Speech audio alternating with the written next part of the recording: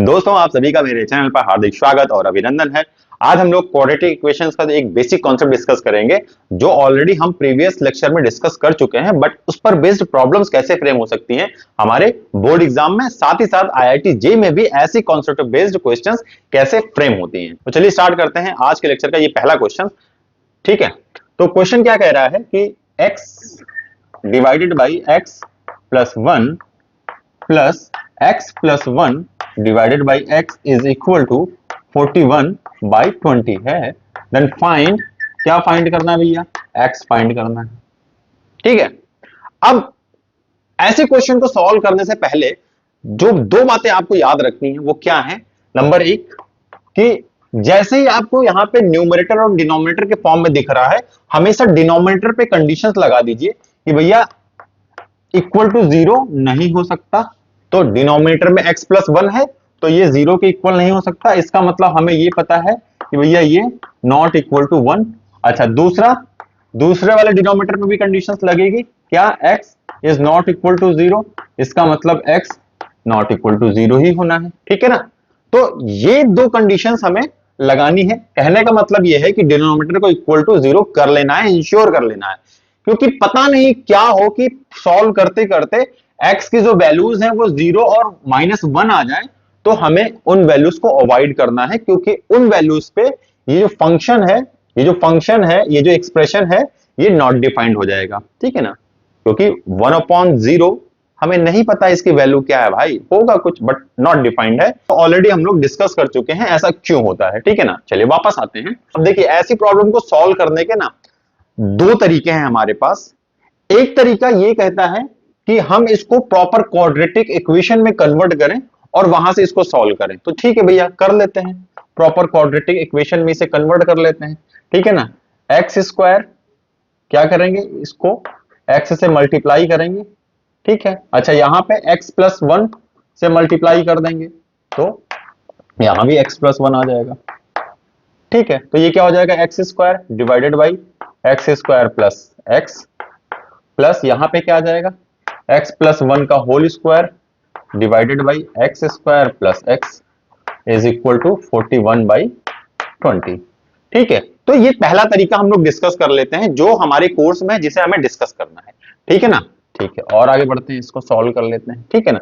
तो x squared bracket में x squared plus 2x plus 1, इसे हमने ओपन कर दिया, divided by x squared plus x is equal to 41 by 20। ठीक है, और इसे थोड़ा सा सॉल्व करेंगे तो क्या आ जाएगा? ये 2x square plus 2x plus 1 multiplied by, अब हमने इसको क्या किया, 20 से मल्टीप्लाई कर दिया, 20 से मल्टीप्लाई कर दिया तो ये कैंसल आउट हो गया, ऊपर आ गया, ये 20 आ गया। अच्छा, ये एक्स स्क्वायर प्लस एक्स इस तरफ आ गया है 41 के साथ, तो 41 times x squared plus 41 times x. ठीक, यहां तक की कहानी समझ में आती है। इसे थोड़ा सा हम और सॉल्व करेंगे तो ये हो जाएगा 40 times x squared plus 40 times x plus 40 is equal to 41 x squared plus 41 times x. ठीक है, अब किसी को किधर भी लेके जाइए।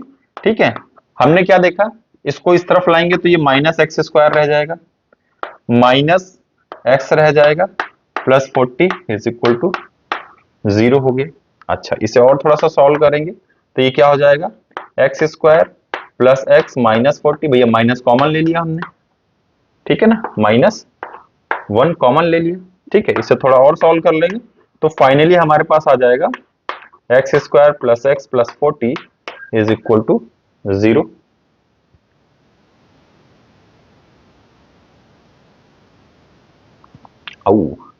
ठीक है, ठीक है, ये यहां पे थोड़ा सा गड़बड़ हो गया ना, ये 20 ही रहेगा ना। क्यों? क्योंकि 20 1 से मल्टीप्लाई होगा तो ये 20 आ जाएगा। ठीक है, ये 20 आ गया, ये 20 आ गया। ठीक है ना? तो जहां जहां 40 था अब ये 20 हो जाएगा, क्योंकि ये 20 है। ठीक है ना? ठीक है, यहां तक कहानी। अब इसे हमें सॉल्व कर लेना है, तो हमें साफ साफ दिख रहा है, इसके हमें दो फैक्टर करने हैं। कैसा? 5 एंड 4, माइनस करेंगे तो 1 आ जाएगा और मल्टीप्लाई करेंगे तो 20 आ जाएगा। इसका मतलब यहां से जो फैक्टर बनेंगे, x squared plus 5x minus 4x minus 20 is equal to 0। ठीक है, इसे थोड़ा और सॉल्व कर लेंगे। क्या हो जाएगा, यहाँ पे x कॉमन हो जाएगा तो x प्लस 5 माइनस यहां से 4 आएगा common, x plus 5 is equal to 0। अच्छा, यहां से x plus 5 common, x minus 4 is equal to 0। यहां से x की दो वैल्यूज आ जाएंगी, क्या आ जाएगी, x plus 5 if x plus 5 is equal to 0, तो यहां से x की वैल्यू आएगी क्या भैया, माइनस 5। और जिस दिन x माइनस 4 इक्वल टू 0 हो जाएगा उस दिन x की वैल्यू क्या आ जाएगी, 4 आ जाएगी, 4 आ जाएगी। तो ये दो रूट्स आ गए x के जो हमें फाइंड आउट करने थे इस इक्वेशन को सॉल्व करके। करेक्ट, ठीक है। तो ये तो वो तरीका है जो हमें पढ़ना है, जो समझना है, जो हमें जानना है। बट क्या हो अगर ये किसी कॉम्पिटिटिव एग्जाम में ऐसा एक्सप्रेशन आए, या आपके बोर्ड एग्जाम में ही ये मल्टीपल चॉइस क्वेश्चन में आ जाए, तो आप कैसे सॉल्व करेंगे इसे। उस वक्त ऐसा सॉल्व करना आपके लिए हानिकारक हो सकता है। क्यों, क्योंकि ऐसा करेंगे तो एक लंबा प्रोसेस आ जाएगा, आपका टाइम वेस्ट हो जाएगा। ठीक है ना। तो ऐसे केस में हमें क्या करना है, देखिए बहुत सिंपल तरीका मैं आपको समझाने जा रहा हूं, बहुत ध्यान से समझिएगा जो मैं समझाना चाह रहा हूं। ये जो एक्सप्रेशन लिखा हुआ था बेसिकली ये था, इसको ओरिजिनल फॉर्म में ही लिख लेते हैं हम लोग। ठीक है ना, ये था x upon x plus 1, x plus 1 upon x is equal to 41 divide by 20। आप इसको ध्यान से देखिए, एक कंडीशन, बट ये कंडीशन जरूर लगाइएगा ना, ऐसा कंडीशन से क्या मिस्टेक हो सकती है इसके बाद हम एक प्रॉब्लम डिस्कस करेंगे जो कि आईआईटी जे में पूछी गई है। तो वहां से आपको क्लियर हो जाएगा कि आप क्या मिस्टेक कर सकते हैं अगर आपने ये कंडीशंस नहीं लगाई तो। ठीक है, वापस आते हैं, एक्स अपॉन एक्स प्लस 1, आप क्या देख रहे हैं कि ये दिस प्लस 1 अपॉन समथिंग ऐसा ही बन रहा है ना। ये अगर आप इसका रेसिप्रोकल कर दे तो यही आएगा ना। इसका मतलब कि अगर हम इस 41 डिवाइड बाई 20 को कुछ ऐसा लिख सकें कि this plus reciprocal of this, यानी इस नंबर को हम टू पार्ट्स में स्प्लिट कर लें।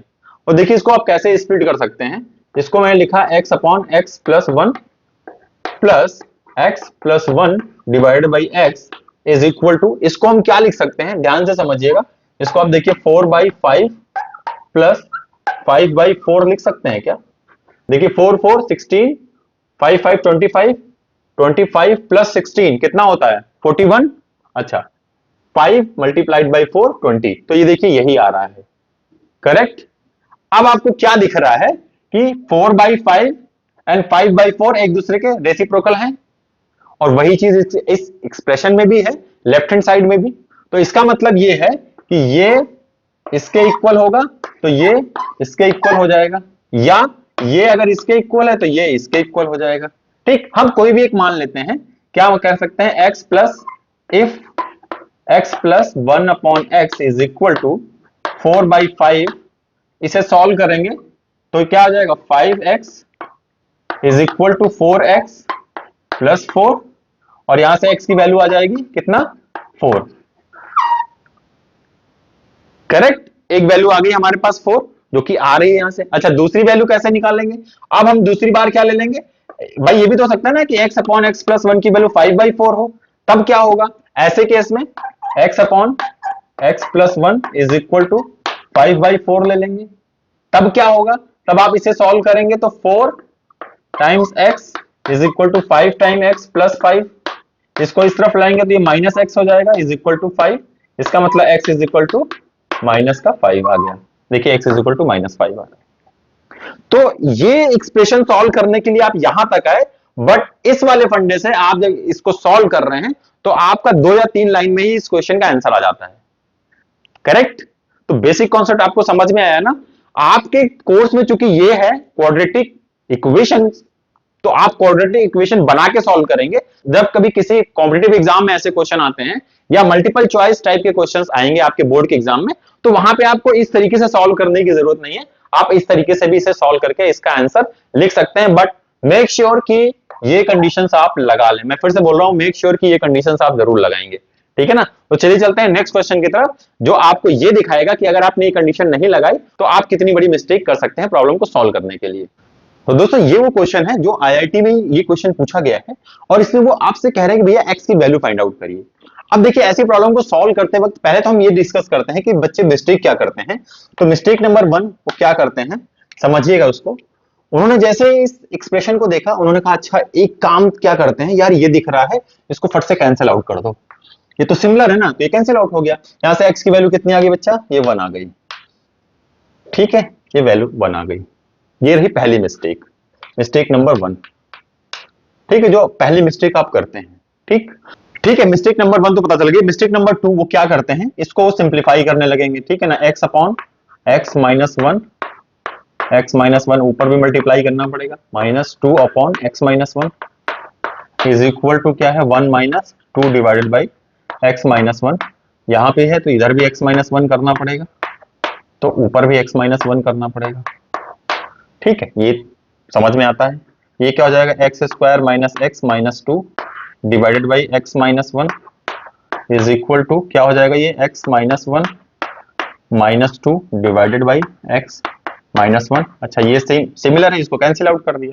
ठीक है, यहां से आ गया x squared minus x minus 2 is equal to x minus 3 हो गया।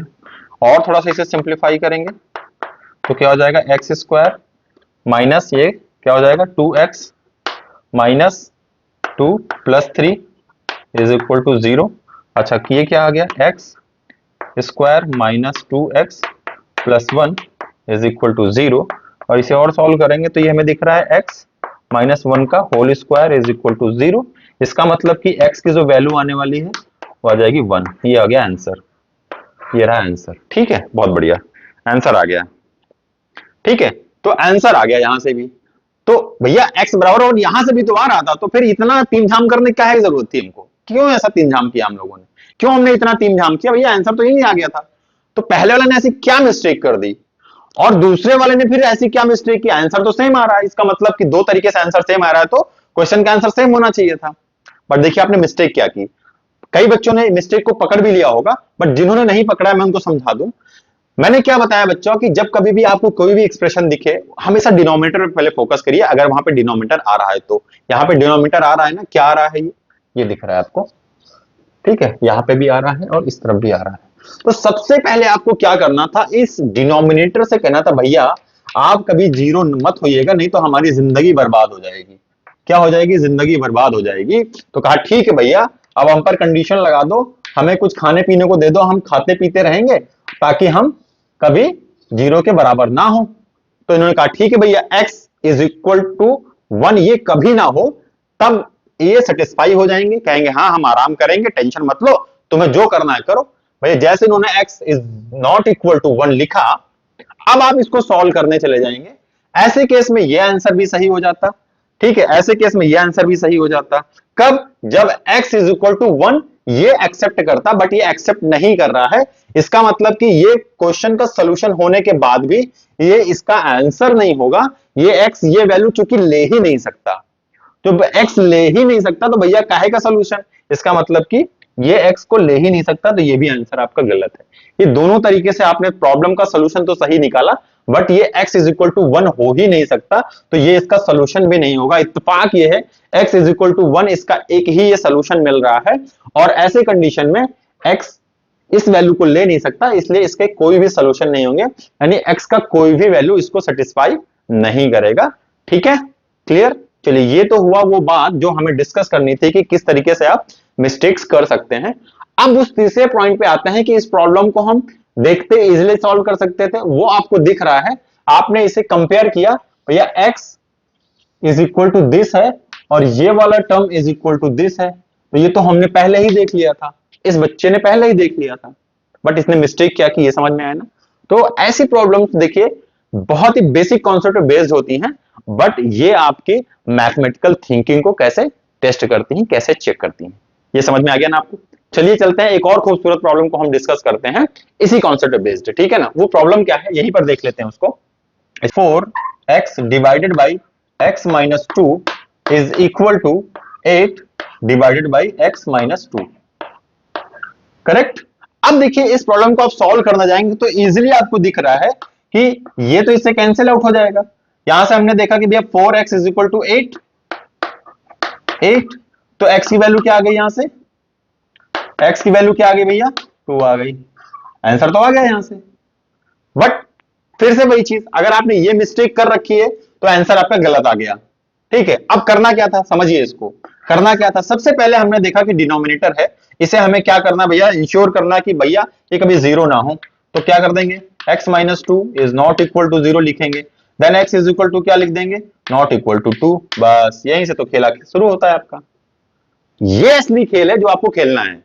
अब उसके बाद आप इसे सॉल्व करेंगे, तो आप कैसे भी इसको सॉल्व करेंगे, इसका जो रिजल्ट आने वाला है x is equal to two ही आएगा। और ऐसे केस में हमें ये पता है कि ये भाई साहब या ये भाई साहब x is equal to two पर तो डिफाइंड ही नहीं हो पाएंगे, इसलिए इस वाले एक्सप्रेशन का, इस इक्वेशन का कोई भी सोल्यूशन नहीं मिलेगा हमें x के लिए। x की कोई ऐसी वैल्यू नहीं होगी जो इसे सेटिस्फाई करेगी। क्लियर हो गया कॉन्सेप्ट? ठीक है, ऐसे ही कॉन्सेप्ट हमेशा आपके कॉम्पिटेटिव एग्जाम से पूछे जाते हैं। कोई बहुत बड़ा चीज नहीं पूछा जाता, कोई बहुत टफ चीज नहीं पूछी जाती है। ठीक है ना? देखिए टफ का और इजी का क्या है, मतलब कोई कोई फॉर्मूला है क्या कि ये चीज टफ है और ये चीज इजी है? नहीं ना। देखिए सिंपल है ना, आप अगर कभी मुंबई नहीं गए हैं तो वहां की भीड़, आप कभी अचानक पहुंच जाए वहां, तो वहां की भीड़ में आपको सरवाइव करना बहुत टफ हो सकता है आपके लिए, बहुत स्ट्रगलिंग हो सकता है। बट जो बंदा डेली उसी भीड़ में आ रहा है, जा रहा है, उसके लिए तो एंटरटेनमेंट है वो, उसे कोई प्रॉब्लम नहीं होती वहां पे। तो बस ये ऐसा ही है, अगर आप किसी टफ चीज से डेली भिड़ते हैं, डेली उसके साथ खेल रहे हैं, डेली उसके साथ मौज मस्ती कर रहे हैं, तो वो आपके लिए बहुत इजी हो जाती है। बट अगर आप कहीं बहुत इजी चीजों के साथ खेलना पसंद करते हैं, हमेशा लाइफ को बहुत इजी बना के रखना चाहते हैं, तो लाइफ में जिस दिन भी आपके सामने कोई भी चीज ऐसी होगी जो उस इजी से हटकर होगी, अब वो टफ है या नहीं वो तो भगवान जाने, बट वो आपके लिए बड़ी टफ हो जाएगी, ये श्योर है। तो हमेशा लाइफ को इजी वे में नहीं, हमेशा टफ वे से चलने की कोशिश करिए। इजी बाकी चीजें अपने आप हो जाएंगी, क्योंकि जो इजी हैं वो तो इजी ही रहेंगी ना दोस्त। बट क्या पता जो आप टफ समझ रहे हैं वो आपके लिए और भी इजी हो जाए। ठीक है, तो मैथमेटिक्स में भी ऐसा ही होता है। चलिए चलते हैं नेक्स्ट क्वेश्चन की तरफ।